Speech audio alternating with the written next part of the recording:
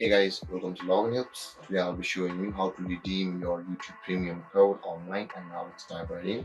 Now to redeem your YouTube Premium code on your computer, first open up your preferred browser as I've already opened the Google Chrome, and on the search bar click over there and type in the address youtube.com/redeem and you tap enter, and then you'll be redirected to the redemption page of YouTube over here. And you can see now, in order to redeem your code, enter the code over here, whichever may it be, after you have purchased it.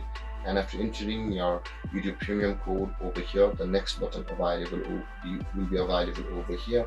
Click on that next button, and then you will have redeemed the YouTube Premium code on this account which you have logged in. And with that being said, guys, this is how you redeem your YouTube Premium code. And if you have any confusions or questions regarding the topic, feel free to comment in the comment section below, and don't forget to like, subscribe, and hit that bell icon for more videos. Thank you for watching, guys. Peace.